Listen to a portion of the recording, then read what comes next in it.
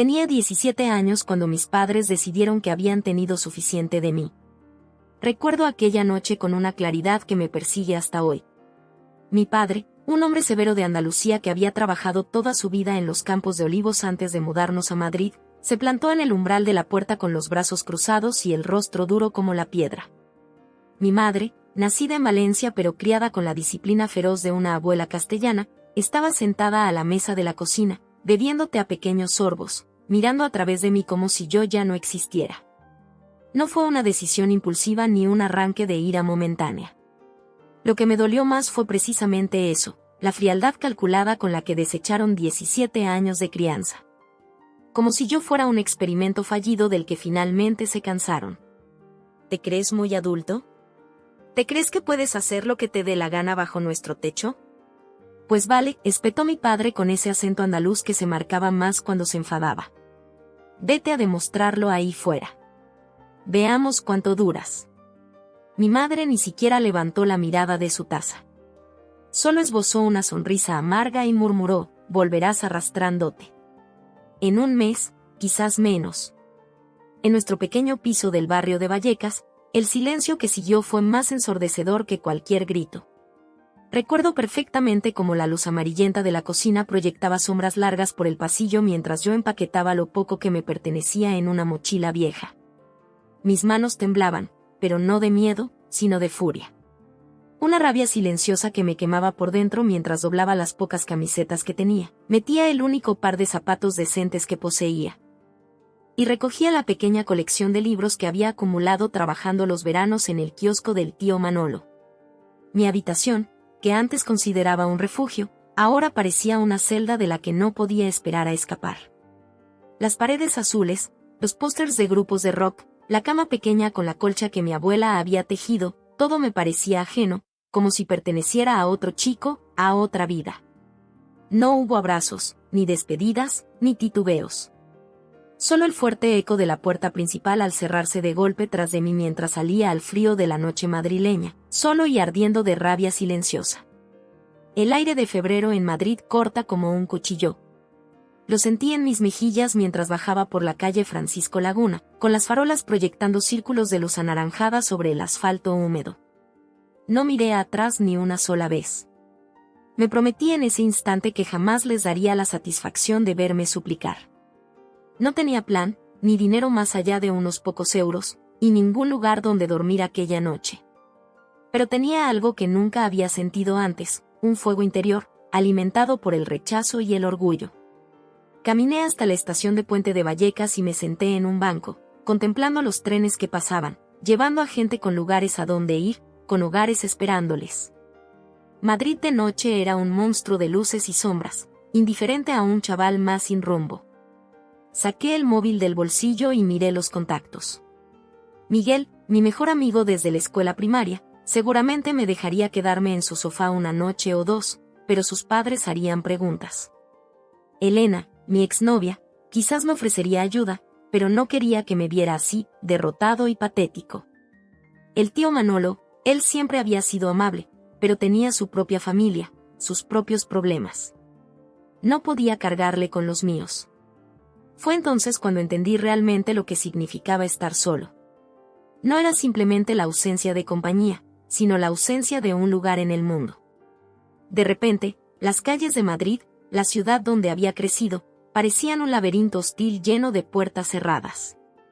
Esa primera noche dormí en la estación de Atocha.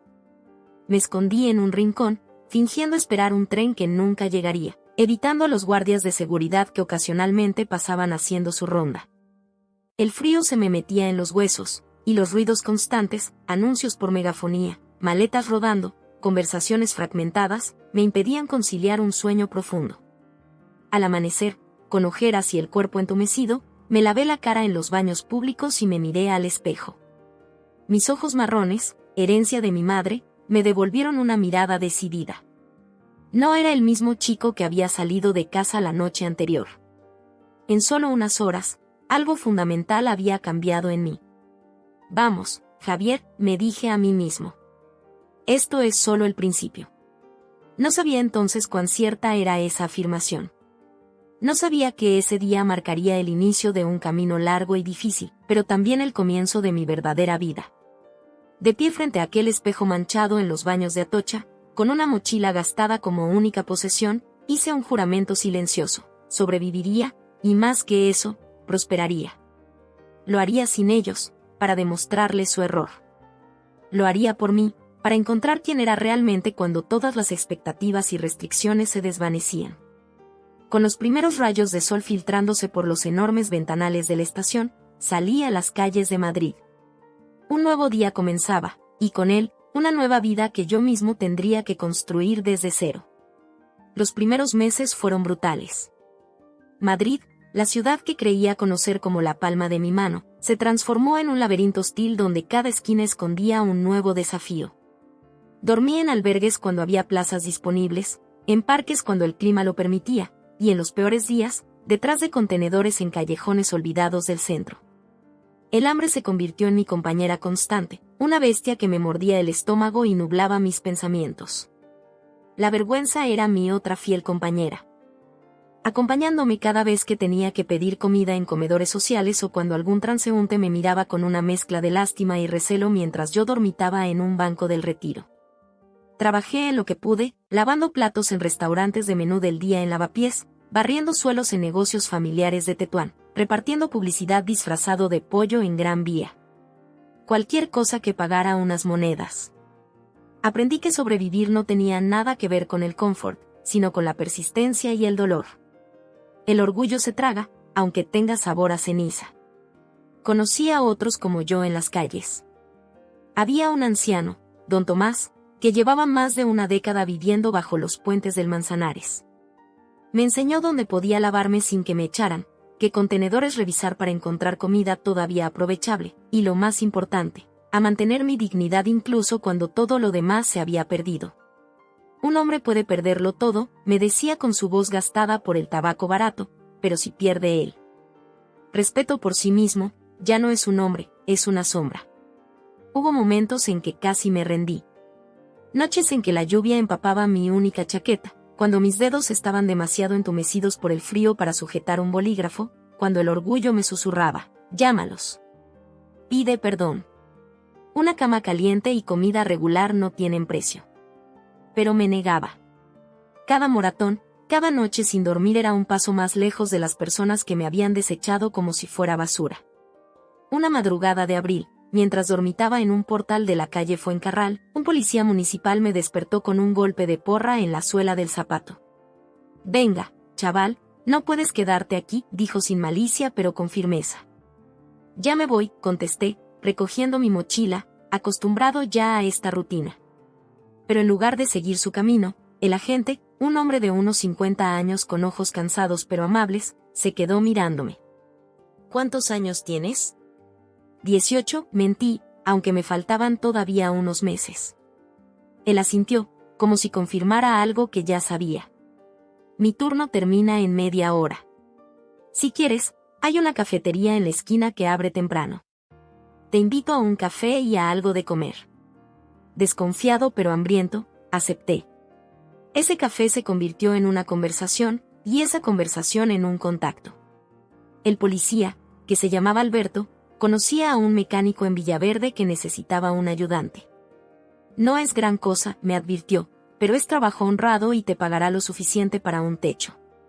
Así fue como conocí a Rubén, un viejo mecánico nacido en la República Dominicana que había llegado a España en los años 70 y que dirigía un pequeño taller especializado en motos antiguas. Rubén era un hombre de pocas palabras pero gran corazón. Tenía las manos permanentemente manchadas de grasa y una capacidad asombrosa para diagnosticar un problema mecánico solo con escuchar el motor.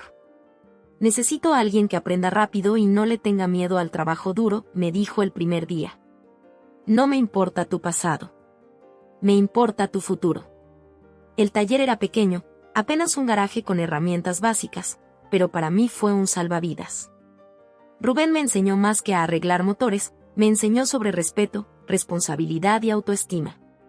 Y poco a poco, comencé a reconstruir mi vida, pieza por pieza. Al principio vivía en un pequeño cuarto en la parte trasera del taller. Apenas cabía una cama estrecha y un armario desvencijado, pero era mío. Por las noches, después de cerrar, Rubén a veces compartía conmigo una botella de ron añejo y historias de la República Dominicana, de Santo Domingo, la ciudad donde creció, con sus calles coloridas y el constante sonido del merengue. La vida es como una moto vieja, filosofaba mientras el ron le aflojaba la lengua. Siempre se puede arreglar si sabes qué piezas necesitan atención. Poco a poco, encontré una rutina, un ritmo. Aprendí a cambiar aceites, a ajustar carburadores, a reparar embragues. Mis manos, que antes temblaban de miedo y frío, ahora se movían con precisión entre piezas metálicas. Los clientes comenzaron a pedir específicamente que fuera yo quien revisara sus motos. Ahorré cada euro que pude. Vivía con lo mínimo, comía lo justo, y guardaba el resto en una lata de galletas que escondía bajo una tabla suelta del suelo de mi cuarto. Soñaba con tener mi propio lugar, uno donde nadie pudiera echarme. El trabajo duro comenzó a dar sus frutos. Después de 6 meses, pude permitirme compartir piso con otros 2 chicos en Horcasitas. No era un gran salto, pero ya no dormía en el taller. Tenía una habitación propia, pequeña pero limpia, en un 5º piso sin ascensor con vistas a un patio interior donde las vecinas tendían la ropa. Mis compañeros de piso, Carlos y Eduardo, eran estudiantes universitarios que apenas tenían tiempo para estar en casa. Eso me venía bien. Todavía no me resultaba fácil conectar con otros, confiar en que no me abandonarían cuando menos lo esperara. Mis padres seguían siendo un agujero negro en mi pecho, una herida que evitaba examinar. A veces, en los momentos más débiles, justo antes de dormir, me preguntaba si me habrían buscado, si se habrían arrepentido. Pero luego recordaba sus rostros aquella última noche, la frialdad en sus ojos, y el dolor se transformaba nuevamente en determinación. Un día, Rubén me encontró estudiando un manual de mecánica durante mi descanso para comer. ¿Te interesa de verdad?, preguntó, señalando el libro. Quiero ser el mejor, respondí sin levantar la vista. Él sonrió, mostrando el hueco de un diente que había perdido en una pelea de juventud. Hay una escuela de formación profesional en Carabanchel. Dan clases nocturnas. Si quieres, puedo ajustar tus horarios para que puedas asistir. Fue así como, además de trabajar, comencé a estudiar por las noches. Las jornadas eran agotadoras. Salía del taller a las 6, corría a casa a ducharme, y luego tomaba el metro hasta la escuela para clases de 7 a 10. Regresaba a medianoche, estudiaba 1 hora más, y dormía apenas lo suficiente antes de que el despertador sonara a las 5:30. Pero por primera vez desde que había dejado el hogar familiar, sentía que mi vida tenía dirección. Ya no era solo sobrevivir día a día, estaba construyendo algo. El futuro dejó de ser una amenaza para convertirse en una promesa. Cuando cumplí 21 años, ya había ahorrado lo suficiente para alquilar un pequeño apartamento en Usera. Nada lujoso, un estudio abuhardillado de apenas 40 metros cuadrados, pero tenía calefacción, una cama decente y una cerradura en la puerta que solo yo controlaba. Ya no estaba simplemente sobreviviendo, estaba viviendo. El día que firmé el contrato de alquiler, Rubén me acompañó como avalista. Ya no era solo mi jefe, sino un mentor, una figura paterna que había aparecido cuando más lo necesitaba. Después de firmar los papeles, me invitó a comer en un restaurante dominicano en Lavapiés, donde compartimos un mangú con huevos fritos que me recordó que la vida también podía ser dulce. Estoy orgulloso de ti, muchacho, me dijo Rubén, levantando su cerveza. Has recorrido un largo camino. En ese momento, sentí un nudo en la garganta. Nadie me había dicho esas palabras antes, al menos no y hacerme sentir que realmente las merecía. Mi apartamento se convirtió en mi santuario. Lo amueblé poco a poco, principalmente con cosas encontradas en mercadillos de segunda mano y algunas piezas rescatadas de la basura que restauraba en mis días libres. Una estantería de pino que lijé y pinté de azul. Una mesa de comedor con patas desiguales que arreglé con precisión de mecánico. Un sofá usado pero acogedor que me costó subir 5 pisos con la ayuda de Eduardo, mi antiguo compañero de piso. Las paredes las decoré con fotografías de motos clásicas y algunos paisajes de la Sierra de Madrid que tomaba en mis excursiones de fin de semana, cuando alquilaba una Yamaha antigua del taller y escapaba del ruido de la ciudad. En esos viajes solitarios por carreteras secundarias, con el viento azotando mi cara y el rugido del motor como única compañía, encontraba una libertad que me hacía sentir invencible. Con mi nuevo hogar asegurado, me matriculé en más clases nocturnas. Estudiaba durante los descansos para comer, en el metro de camino al trabajo, y hasta tarde en la noche con la ayuda de una cafetera italiana que me había regalado Sandra, la camarera del bar de la esquina que siempre me guardaba las sobras del día cuando me veía llegar agotado del trabajo. Después de 2 años de esfuerzo constante, obtuve mi certificación como técnico automotriz especializado. Mis manos siempre estaban manchadas de grasa, pero por primera vez, estaba orgulloso de ello. Eran las manos de alguien que construía, que reparaba, que creaba valor. Por aquella época también conocí a personas que se convirtieron en mi familia elegida, no la que te toca por nacimiento, sino la que construyes por elección y afinidad. Ana era una de ellas, una enfermera ecuatoriana que vivía 2 pisos más arriba y siempre compartía su comida extra. Los domingos, el olor de su guatita y patacones fritos inundaba el pasillo, y ella insistía en que subiera a comer porque estás muy flaco, Javi, necesitas carne en esos huesos. Luego estaba Marcos, un estudiante de filosofía con quien compartía clases de matemáticas aplicadas. Él me introdujo a libros que cambiaron mi forma de ver el mundo, Camus, Sartre, pero también Cortázar y Borges. Me enseñó que la libertad no solo estaba en las carreteras abiertas, sino también en la mente que se atrevía a cuestionar. Somos lo que elegimos ser cada día, me decía Marcos durante nuestras largas conversaciones en la terraza de mi apartamento, compartiendo un paquete de tabaco barato y mirando el horizonte de Madrid iluminado al anochecer. El pasado no nos define a menos que nosotros lo permitamos. Ellos no me juzgaban por mi pasado. Admiraban mi perseverancia, y por primera vez, sentí que pertenecía a algún lugar, no por obligación, sino por elección.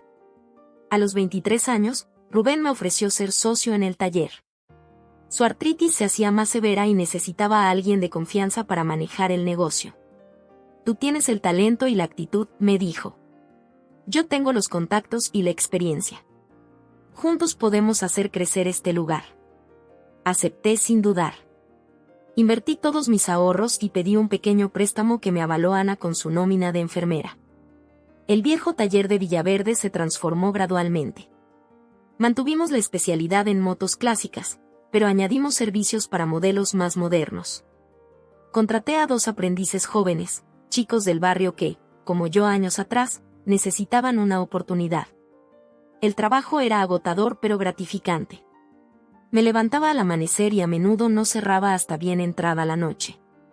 Pero cada día, al bajar la persiana metálica del taller, sentía una satisfacción profunda al ver mi nombre junto al de Rubén en el cartel, Talleres Rubén y Javier, especialistas en motos clásicas y modernas.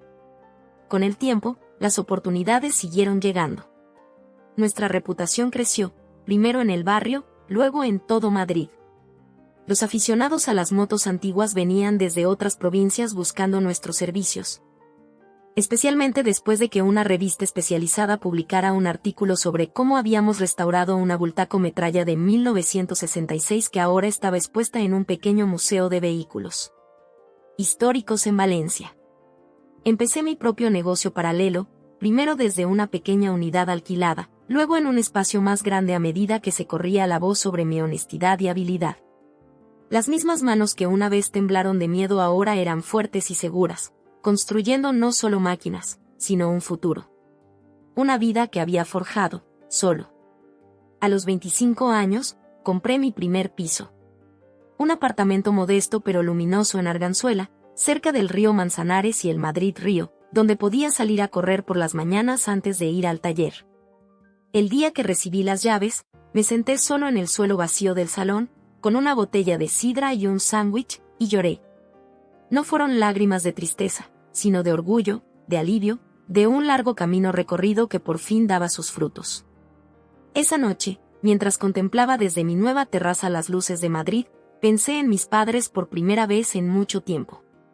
Me pregunté si sabrían lo que había logrado, si se habrían enterado de que el hijo que echaron a la calle ahora era dueño de un negocio próspero, de un hogar propio. Me pregunté si sentirían orgullo o remordimiento. Pero luego me di cuenta de que ya no importaba. Ya no necesitaba su validación ni temía su juicio. Había construido mi vida sin ellos, ladrillo a ladrillo, error a error, triunfo a triunfo. La herida que habían dejado seguía ahí, una cicatriz en mi alma, pero ya no sangraba. Ya no definía quién era yo.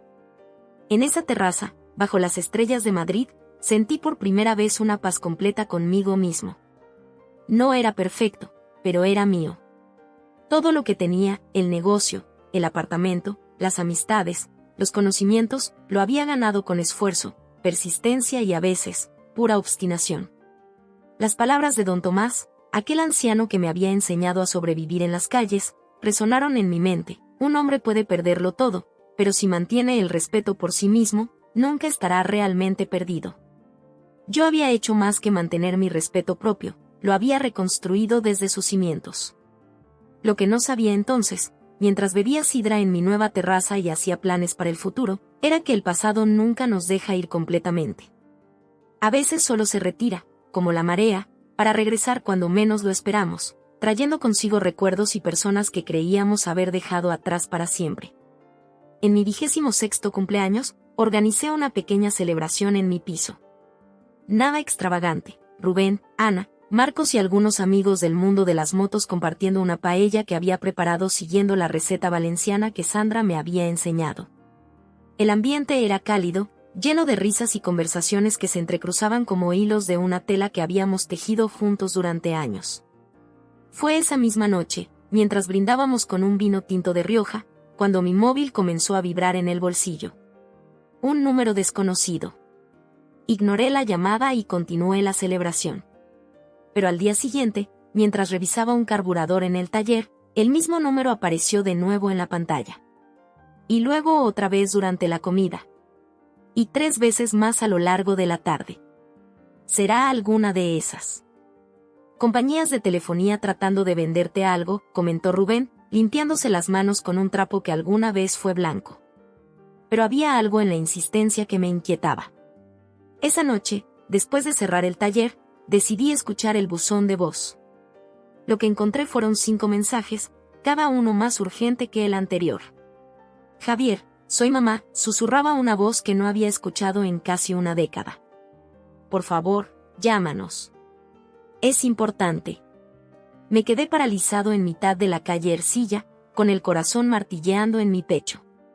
¿Mi madre? ¿Después de todos estos años? El siguiente mensaje era similar, pero su voz sonaba más desesperada. El tercero era de mi padre. Hijo, su voz grave sonaba débil, irreconocible. Sé que no merecemos que nos devuelvas la llamada, pero es urgente. Tu madre está, bueno, necesitamos hablar contigo.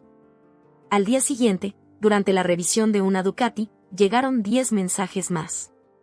Necesitamos verte, por favor, contesta, es importante que hablemos.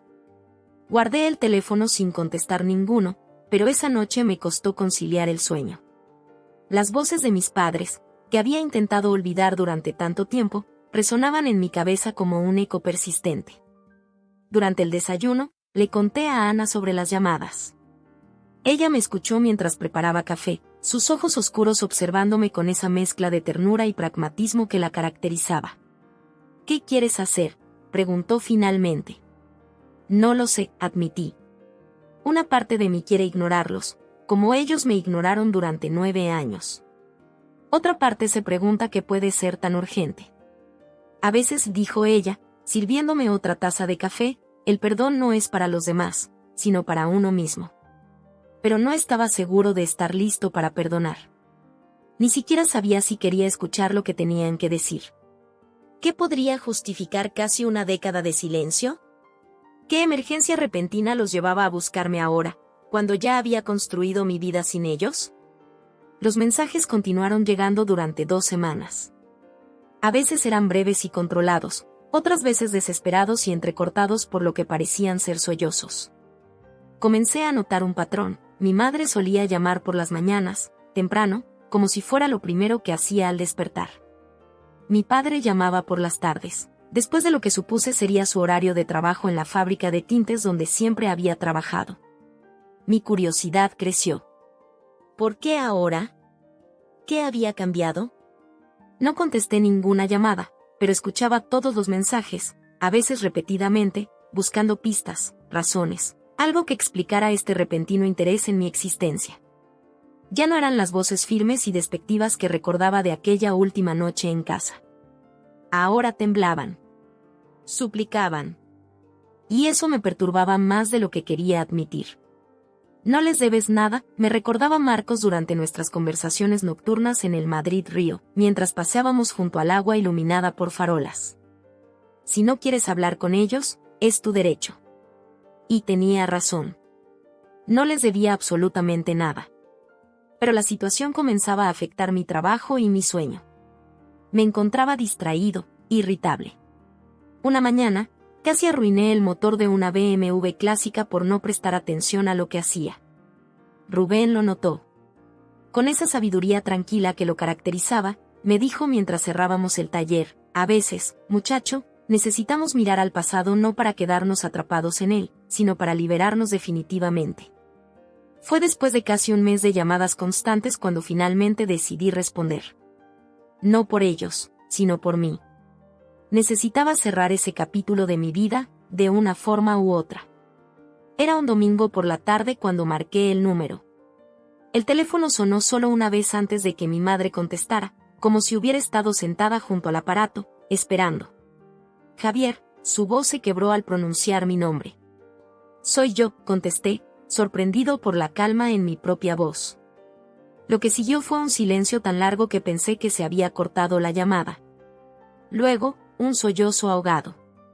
Gracias por llamar, dijo finalmente. Tu padre y yo necesitamos verte. ¿Por qué ahora?, pregunté directamente. Han pasado 9 años. Otra pausa. Es complicado, hijo. Mejor en persona. ¿Podrías venir a casa? La idea de volver a aquel piso en Vallecas me provocó un nudo en el estómago. No, respondí firmemente. Si quieren hablar conmigo, los veré en un lugar público. Una cafetería en Atocha. A las 12 del próximo domingo. Ella aceptó inmediatamente, sin negociar, lo que me sorprendió aún más. La madre que recordaba habría insistido, habría intentado imponer sus condiciones. Esta nueva versión, sumisa y agradecida, era irreconocible. Esa semana fue extraña. Fluctuaba entre la ansiedad, la curiosidad y la ira resurgida. Por las noches soñaba con aquella última cena, con la puerta cerrándose tras de mí, con las primeras noches a la intemperie. Durante el día, me sumergía en el trabajo, tratando de mantener la mente ocupada con problemas mecánicos que, a diferencia de los familiares, tenían soluciones claras y definidas. El domingo llegó inevitablemente. Me vestí con cuidado, eligiendo ropa que nunca habían visto, una camisa azul que Ana me había regalado en mi cumpleaños, unos vaqueros oscuros casi nuevos. Unas botas de cuero que me había comprado con mi primer sueldo como socio del taller. Quería que me vieran como el hombre en que me había convertido, no como el adolescente asustado que habían expulsado. Llegué a la cafetería media hora antes, elegí una mesa desde donde podía ver la entrada y pedí un café, solo que no bebí. Lo miraba fijamente, viendo cómo se enfriaba lentamente, mientras ensayaba mentalmente lo que diría. Pero todas las frases cuidadosamente preparadas se evaporaron cuando los vi entrar. No los había reconocido al principio. En mi memoria, eran figuras imponentes, amenazantes. Los dos extraños que cruzaron la puerta de la cafetería parecían versiones reducidas, descoloridas de aquellos recuerdos. Mi madre había envejecido 10 años en sus ojos. Mi padre, que una vez me pareció un gigante, caminaba ahora encorvado, su pelo completamente blanco. Cuando nuestras miradas se cruzaron, el tiempo pareció detenerse en aquella cafetería de Atocha. El bullicio habitual de los domingos, familias reunidas, turistas consultando mapas, camareros esquivando mesas, se desvaneció como un telón que cae, dejándonos a los tres en un silencio que parecía tener peso físico. Mi madre fue la primera en reaccionar. Su rostro se contrajo en una expresión que nunca le había visto, vulnerabilidad absoluta. No era la mujer fría y controlada que me había criado con disciplina inflexible. Esta mujer, con arrugas que no recordaba y una fragilidad evidente en sus movimientos, parecía una extraña. Javier, dijo con voz quebrada, deteniéndose a unos metros de mi mesa. No me levanté para saludarlos. Simplemente hice un gesto hacia las sillas vacías frente a mí. Se sentaron con movimientos cautelosos, como si temieran que pudiera cambiar de opinión y marcharme en cualquier momento. «Gracias por venir», murmuró mi padre. Su voz, antes resonante y autoritaria, sonaba apagada, casi tímida. El camarero se acercó, rompiendo momentáneamente la tensión. Pidieron cafés con manos temblorosas. Cuando el camarero se alejó, el silencio volvió a instalarse entre nosotros. «¿Y bien?», pregunté finalmente, manteniendo mi voz firme y neutra. «¿Por qué tantas llamadas después de 9 años?» Mi madre miró a mi padre, como buscando permiso o apoyo. Él asintió levemente. «Lo primero que queremos decirte es que lo sentimos», comenzó ella, sus ojos fijos en la taza de café que aún no había llegado. «Nunca debimos echarte de casa. Fue un error terrible, imperdonable». No respondí. Las disculpas, después de tanto tiempo, sonaban huecas. ¿Qué valor tenían las palabras frente a 9 años de silencio? «Pero no es solo eso», continuó. «Hay algo que tienes que saber». El camarero trajo sus cafés. Mi madre esperó a que se alejara para continuar. Sus manos, que siempre recordaba firmes mientras preparaba la comida o doblaba la ropa, ahora temblaban al sostener la cucharilla. «Estoy enferma, Javier. Muy enferma». Sentí como si alguien me hubiera golpeado en el estómago. Por mucho que hubiera intentado odiarlos, por mucho que me hubieran herido, seguían siendo mis padres. La noticia de su enfermedad me afectó más de lo que habría querido admitir. «¿Qué tipo de enfermedad?», pregunté, mi voz más suave ahora. «Cáncer», respondió mi padre cuando ella no pudo continuar. «De páncreas. Está en fase terminal». La palabra terminal cayó entre nosotros como una losa. Mi madre asintió lentamente, confirmando lo que mi padre acababa de decir. «Los médicos dicen que tengo unos 4 meses», añadió ella. «Quizás menos». Respiré hondo, tratando de procesar la información. Así que esa era la razón de las llamadas desesperadas. No era arrepentimiento genuino por haberme echado, sino miedo. Miedo a morir sin hacer las paces. «¿Y has esperado hasta ahora para buscarme?». No pude evitar el tono acusatorio. «¿Cuándo supiste del diagnóstico?». «Hace 3 meses», respondió. «Pero no es lo que piensas, Javier. No te hemos buscado solo por esto». «Ah, no». La amargura se filtró en mi voz. «Entonces, ¿por qué no me buscasteis antes? ¿Por qué esperar a que estuvieras muriendo?». Mi padre se inclinó hacia adelante, con una expresión de angustia que nunca le había visto. «Porque teníamos vergüenza», admitió. «Y miedo». «¿Miedo de qué?». «De que nos rechazaras», respondió. «Y lo hubieras tenido todo el derecho del mundo». Mi madre extendió su mano sobre la mesa, sin llegar a tocar la mía, como si respetara una frontera invisible entre nosotros. «Después de que te fuiste, pensamos que volverías pronto. Éramos tan arrogantes. Creíamos que no durarías ni un mes por tu cuenta. Pero no volviste», continuó mi padre. «Y pasaron las semanas, y luego los meses. Y nuestro orgullo nos impidió buscarte. Te vigilamos desde lejos», confesó mi madre, sorprendiéndome. «Preguntábamos a los vecinos, a conocidos. Cuando empezaste a trabajar en el taller de motos, lo supimos. Cuando abriste tu propio negocio, lo leímos en el periódico local. Incluso pasamos frente a tu taller varias veces», añadió mi padre. Sin atrevernos a entrar. La revelación me dejó sin palabras. Durante todos estos años, mientras yo construía mi vida creyendo que estaba completamente solo, ellos me habían estado observando desde las sombras. No sabía si sentirme reconfortado o más traicionado aún. «Os olvidasteis muy rápido de que teníais un hijo», dije finalmente. «No, nunca», respondió mi madre con súbita firmeza. «No ha pasado un solo día en que no pensáramos en ti. En lo que estarías haciendo, si estarías bien, si serías feliz». «Pero éramos demasiado cobardes», admitió mi padre. «Demasiado orgullosos para admitir nuestro error. Cada día que pasaba se hacía más difícil dar el primer paso. Y ahora lo dais porque te estás muriendo, concluí, mirando a mi madre. Ella negó con la cabeza. Lo damos porque no quiero irme de este mundo sin decirte que estoy orgullosa de ti. Que lo que hiciste, sobrevivir, prosperar sin nosotros, demuestra que eres más fuerte y mejor persona de lo que nosotros nunca fuimos. Sus palabras me golpearon con fuerza inesperada. Durante años, había fantaseado con este momento, imaginando cómo les echaría en cara su abandono, cómo les demostraría que había triunfado a pesar de ellos. Pero ahora, frente a su vulnerabilidad y arrepentimiento, mi ira cuidadosamente cultivada comenzaba a sentirse pesada, como un lastre del que quizás era hora de deshacerse. Sabemos que es mucho pedir, intervino mi padre. Pero nos gustaría intentar recuperar algo del tiempo perdido. Lo que sea que estés dispuesto a darnos. Los observé detenidamente. Mi padre, con esa nueva fragilidad en su postura, tan diferente del hombre intimidante que recordaba.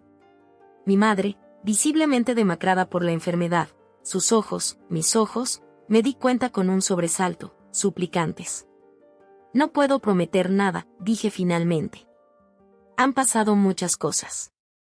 Necesito tiempo para procesarlo. Asintieron rápidamente, casi con alivio. Esperaban rechazo completo, me di cuenta. Cualquier pequeña concesión por mi parte era más de lo que se atrevían a esperar. ¿Dónde vives ahora?, pregunté tras un momento. En el mismo piso, respondió mi padre. Nunca nos mudamos. Supongo que parte de nosotros esperaba que algún día volvieras. La idea de regresar a ese apartamento en Vallecas me provocó un escalofrío involuntario. Demasiados recuerdos, demasiado dolor concentrado en esas paredes. No puedo volver allí, dije con firmeza. Pero podríamos vernos en otro lugar. Tal vez podrías venir a mi taller algún día. El rostro de mi madre se iluminó brevemente, como si le hubiera ofrecido un tesoro invaluable. Me encantaría ver dónde trabajas, y dijo. Hemos oído que eres muy bueno en lo que haces. Intercambiamos números de teléfono, esta vez los reales, no los que habían estado usando para llamarme insistentemente. Cuando nos despedimos, no hubo abrazos ni contacto físico, solo un acuerdo tácito de que esto era un comienzo, frágil y tentativo. Los vi alejarse por la estación de Atocha, dos figuras envejecidas que caminaban lentamente, apoyándose el uno en el otro. No sentí el alivio o la satisfacción que había imaginado durante años. En su lugar, había una mezcla confusa de emociones, resentimiento persistente, compasión inesperada, y algo que podría haber sido el primer brote diminuto de perdón. No volví a vivir con ellos. Esa vida había quedado atrás, enterrada bajo capas de experiencias que me habían transformado irrevocablemente. Pero comencé a visitarlos, primero esporádicamente, luego con más frecuencia a medida que la salud de mi madre se deterioraba. La primera vez que mi padre vino al taller, se quedó en la entrada durante casi 10 minutos, observando en silencio. Yo fingía no darme cuenta mientras trabajaba en el motor de una Montesa antigua, pero lo vigilaba por el rabillo del ojo. Finalmente se acercó, con las manos en los bolsillos y una expresión que mezclaba timidez y orgullo. Es impresionante lo que has logrado aquí, dijo, examinando las herramientas perfectamente organizadas, las motos en distintas fases de reparación, los certificados enmarcados en la pared. Siempre supe que serías bueno con las manos. Me sorprendió ese comentario. No recordaba que alguna vez hubiera expresado fe en mis habilidades. Quizás estaba reescribiendo el pasado para hacerlo menos doloroso, o tal vez realmente había visto algo en mí que nunca se había molestado en mencionar. Rubén, que había estado observando la escena desde el fondo del taller, se acercó y se presentó. Mi padre parecía nervioso, como si temiera que este hombre que había sido más padre para mí que él mismo lo juzgara duramente. Pero Rubén, con esa sabiduría tranquila que lo caracterizaba, le habló con respeto y lo invitó a ver una Harley Davidson del 57 que estábamos restaurando. Fue extraño verlos juntos, dos hombres tan diferentes que habían influido en mi vida de maneras tan distintas. Mi madre, por su parte, intentaba compensar el tiempo perdido a su manera. Me llamaba casi a diario, preguntándome sobre mi trabajo, mis amigos, mis planes futuros. A veces su insistencia me irritaba, Era como si tratara de comprimir 9 años de maternidad en unos pocos meses. Pero Ana me ayudó a ver las cosas desde otra perspectiva. No lo hace por ella, me dijo una tarde mientras preparábamos la cena en mi apartamento. Lo hace por ti. Para dejarte algo que recordar cuando ya no esté. Fue Ana quien me convenció de llevar a mi madre al hospital cuando las cosas empeoraron. Y fue ella quien se quedó conmigo durante esas largas noches de vigilia, cuando los médicos ya habían renunciado a cualquier tratamiento más allá del control del dolor. Ver a mi madre consumirse día a día fue una experiencia desgarradora. La mujer fuerte y dominante que conocí en mi infancia había desaparecido por completo, reemplazada por un cuerpo frágil que luchaba por cada respiración. Durante esas semanas en el hospital, tuvimos conversaciones que nunca creí posibles. Yo también tuve padres difíciles, me confesó una tarde, cuando estábamos solos en la habitación. Su voz era apenas un susurro, pero las palabras salían con urgencia, como si necesitara decirlas antes de que fuera demasiado tarde. Mi padre bebía. Mi madre callaba. Juré que yo sería diferente, pero acabé repitiendo patrones. Es más fácil romper un hueso que un hábito familiar. No sabía qué responder a estas revelaciones. Una parte de mí quería aferrarme a mi resentimiento como a un escudo protector, pero otra parte comenzaba a entender que mis padres habían sido tan víctimas de su propia historia como yo de la mía. Mi padre pasaba tanto tiempo en el hospital como se lo permitían. A veces lo encontraba dormido en la incómoda silla junto a la cama, su mano todavía sosteniendo la de mi madre. En esos momentos, vislumbraba un amor que nunca había percibido en mi adolescencia, imperfecto, complicado, pero real. Nunca supe cómo ser un buen padre, me dijo una noche mientras compartíamos un café insípido de la máquina del hospital. Mi propio padre se fue cuando yo tenía 5 años. No tuve ejemplo. No es una excusa, solo una explicación. Estas confesiones tardías no borraban el pasado, pero arrojaban una luz diferente sobre él. El blanco y negro de mis recuerdos comenzaba a adquirir matices de gris, detalles que había pasado por alto en mi dolor juvenil. No perdoné porque ellos lo merecieran, sino porque yo necesitaba liberarme de la carga que había cargado durante demasiado tiempo.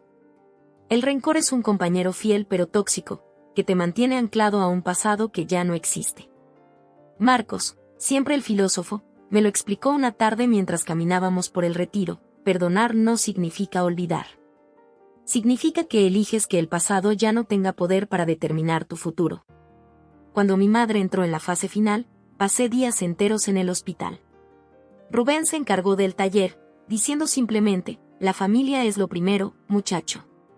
Sus palabras me conmovieron profundamente. Era la primera vez en mucho tiempo que pensaba en mis padres como familia. La última semana fue una vigilia silenciosa. Mi madre apenas podía hablar, pero sus ojos seguían comunicando: arrepentimiento, afecto, despedida. Mi padre y yo desarrollamos una rutina tácita. Yo pasaba las mañanas y tardes, él las noches. Nos relevábamos con un simple gesto, un apretón de hombros, quizás lo más cercano a un abrazo que habíamos compartido en una década. Una mañana de domingo, mientras leía junto a su cama, mi madre despertó súbitamente de un sueño inquieto. Sus ojos, normalmente nublados por los analgésicos, parecían inusualmente lúcidos. Javier, dijo con una claridad sorprendente: estoy orgullosa de ti. Siempre lo estuve. Solo que no sabía cómo demostrarlo. Tomé su mano, notando cómo los huesos parecían a punto de atravesar la piel. Lo sé, mamá, respondí, y me sorprendió darme cuenta de que realmente lo creía. Murió esa noche, mientras dormía. Yo estaba en casa, tratando de descansar unas horas. Mi padre me llamó al amanecer, su voz extrañamente calmada: se ha ido. Estaba con ella. El funeral fue sencillo, asistieron algunos vecinos del barrio y viejos compañeros de trabajo de mis padres. Ana y Rubén vinieron conmigo, flanqueándome como guardianes. Marcos apareció con un ramo de camelias blancas, las favoritas de mi madre según le había contado yo en alguna conversación. Lo que me sorprendió fue ver a algunas personas del mundo de las motos, clientes habituales del taller, proveedores de piezas, incluso un par de competidores. Habían venido por mí, comprendí. Porque en esos años había construido algo más valioso que un negocio: una comunidad. Los meses siguientes fueron extraños. Mi padre y yo intentábamos construir una relación que nunca había existido, como arquitectos trabajando sobre cimientos inestables. Había silencios incómodos, malentendidos, viejos patrones que amenazaban con resurgir. Pero también había momentos de conexión genuina, pequeños puentes tendidos sobre el abismo que nos había separado. Un día, mientras revisábamos viejas fotografías en su apartamento, encontramos una imagen que no recordaba. Yo con unos 5 años, sentado en el manillar de una bicicleta que mi padre sostenía. Ambos sonreíamos a la cámara con la misma expresión exacta. «Eras un niño feliz», dijo mi padre, con nostalgia en la voz. Antes de que las cosas se complicaran. Contemplé la fotografía, ese fragmento de un pasado que parecía pertenecer a otra familia, a otra vida. «¿Qué nos pasó?», pregunté, sin esperar realmente una respuesta. Mi padre suspiró profundamente. La vida. El trabajo. Las preocupaciones. Y luego, un día, ya no sabíamos cómo hablar contigo, y tú no sabías cómo hablarnos a nosotros. Era una explicación simple para un desastre complejo, pero contenía una verdad fundamental. Nos habíamos perdido unos a otros mucho antes de aquella última noche, cuando la puerta se cerró tras de mí. Ahora, cuando subo a mi coche y conduzco hacia casa después de visitar a mi padre, ya no me siento perseguido por fantasmas. Me siento libre. Elegí mi camino. Construí mi vida. Y perdoné, no para reparar el pasado, sino para honrar la fuerza que me dio. Ellos dijeron que volvería suplicando. Pero volví con la cabeza alta, como un hombre que ha recorrido su propio camino y ha hecho las paces con sus orígenes. Ana me preguntó una vez si me arrepentía de algo. Le respondí que no. Cada paso, cada error, cada triunfo me había llevado a ser quien soy. Incluso aquella noche terrible en que me quedé sin hogar fue, en cierto modo, un regalo. Me obligó a descubrir una fortaleza que nunca hubiera conocido de otra manera. La vida raramente es justa o sencilla. No nos ofrece finales perfectos ni redenciones completas. Solo nos da la oportunidad de escribir nuestras propias historias, de elegir qué hacer con las heridas y los dones que recibimos. Yo elegí construir. Elegí perdonar. Elegí vivir.